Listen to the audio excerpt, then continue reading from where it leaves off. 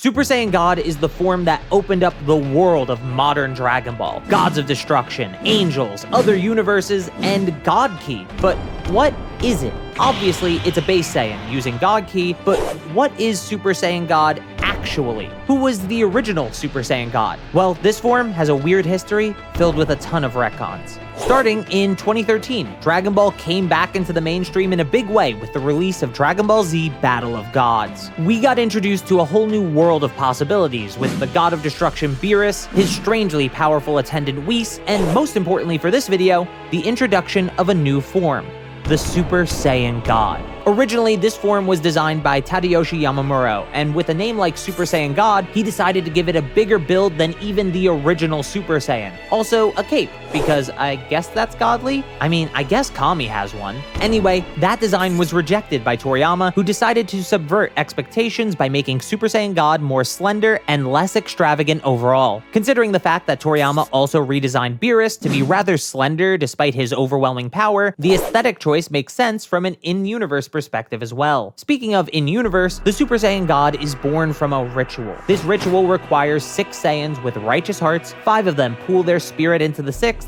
This gives the 6th Saiyan God Ki, and by extension, the Super Saiyan God form. While Shenron says the form is temporary, the movie itself hints that Goku will be able to access this power at will by the very end. But we could discuss that more later on. What's more interesting here is the implication of an original Super Saiyan God according to Shenron. The original Super Saiyan God is described in the movie as being a savior for the Saiyans. He was created by accident when 6 righteous Saiyans who questioned the evil actions of their kind revolted. While the power of the Super Saiyan God was enough to take on the evil Saiyans, eventually the power faded, likely leading to this Saiyan's death and the continued evil of the Saiyan race, who went on to wipe this savior's name from their legends. Surely this lore won't be entirely retconned later though. After performing the ritual, Goku goes on to fight Beerus, which ends with something a lot of people forget: Goku absorbing some of Super Saiyan God's power into himself. He's definitely weaker than the Super Saiyan God form, Beerus even says so, but it isn't all that much, and he's far stronger than he was before. People seem to think that the Dragon Ball Super anime added this, but only the manga excludes Goku absorbing any of the God power into his base. This is something I'll talk about more later though. With the success of Battle of Gods, a sequel movie was always going to happen. Some people may have rather it never did though. Resurrection F is bad, but I'm sure you don't need me to tell you that. So it works out great for us that it isn't very important when discussing Super Saiyan God. It's implied here that, like I mentioned earlier, you can stack Super Saiyan on top of Super Saiyan God. Some people think this is due to Goku and Vegeta having God Ki in their base form, a state called Saiyan Beyond God, which we know to exist, but there's no real evidence that it has God Ki in the movie, and even if it were true here that it has God Ki, that would be retconned later on. So, in summary, for Resurrection F, the movie, there are a lot of things that are implied, but not a lot that is actually stated in any meaningful way. So, that's everything, right? It's 2015 and the first new Dragon Ball anime since 1997 is about to come out. Dragon Ball Super is about to pave the way for a new animated future for the series, so what better way to do that than rehash the last 2 movies for the first 2 arcs? To be fair, there are parts of the movie retellings that I enjoy, and had Toei not rushed this anime out right after Resurrection F, I think people would have received them far better. These retellings do at least help us when it comes to Super Saiyan God though. The anime seems to follow the Battle of Gods movie very closely, with only minor changes along the way. But one big change is when Shenron discusses what the Super Saiyan God is and how to make one. He says the Super Saiyan God appears in Saiyan legend and doesn't currently exist. This legend is found within the Namekian Book of Legends, which states instructions for how to create the God of the Saiyans, who is also known as the Super Saiyan God. Notably, Shenron doesn't mention an original Super Saiyan God at all. He simply focuses on the legend surrounding the figure. This doesn't necessarily mean there wasn't an original Super Saiyan God, but it doesn't confirm the existence of one either. A definite departure from the movie continuity. Now we get to the weird stuff.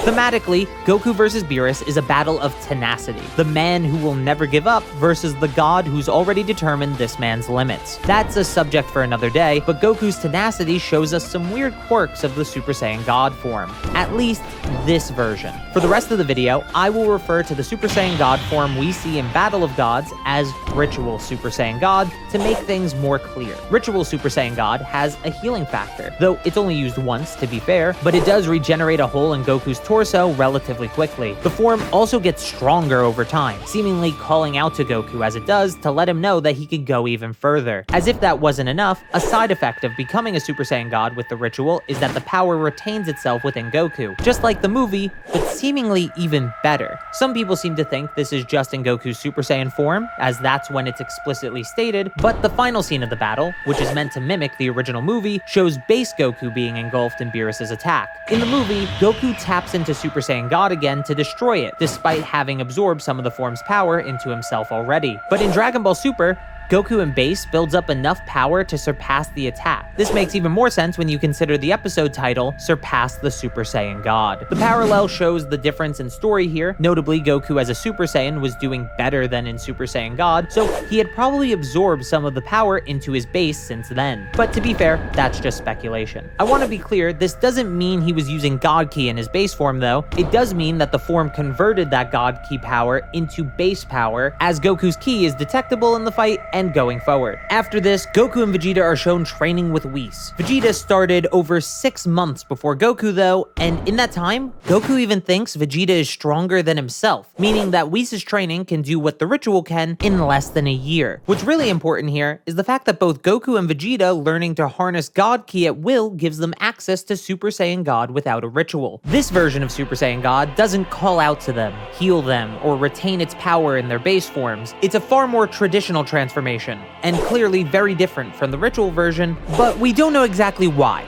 Not yet, at least. This is actually a good time to talk about the Resurrection F arc. Unlike the movie, Saiyan Beyond God is unambiguous. It uses normal Ki despite the name. This is directly stated when the onlooking Z-Fighters see Goku turn Super Saiyan Blue for the first time, and they say they can no longer sense his Ki, meaning they could sense him beforehand. Beyond that, Goku's explanation for Super Saiyan God Super Saiyan is even more explicit in its wording. You stack Super Saiyan on Super Saiyan God and your hair turns blue. Once again, the only thing this really adds is the fact that Super Saiyan God is simply a Saiyan in base form using God Ki, which, based on Whis' training, makes sense. That's the important information we get from Dragon Ball Super's anime, so I guess it's time we move on to the Dragon Ball Super manga, where there are a few distinctions. When covering the events of Battle of Gods, the manga was only promotional material for the anime, so the chapters are short and lack details, leading to things like Goku absorbing Super Saiyan God into himself being cut. Notably, Ritual Super Saiyan God doesn't have an aura in the manga. This is usually a sign of perfect Ki control, as we see with the supposedly mastered version of Super Saiyan Blue in the future Trunks arc. This is really interesting because Super Saiyan God has an aura in the manga version of the Universe 6 tournament, and then it loses it again by the time of the future Trunks arc, implying Goku and Vegeta have mastered the form by that point, perhaps making it closer to the manga's ritual version. Side note, the manga always depicts flight with an aura, so don't let that confuse you here. Beyond that, we know in both the anime and the manga that Super Saiyan God consumes far less stamina than Super Saiyan Blue,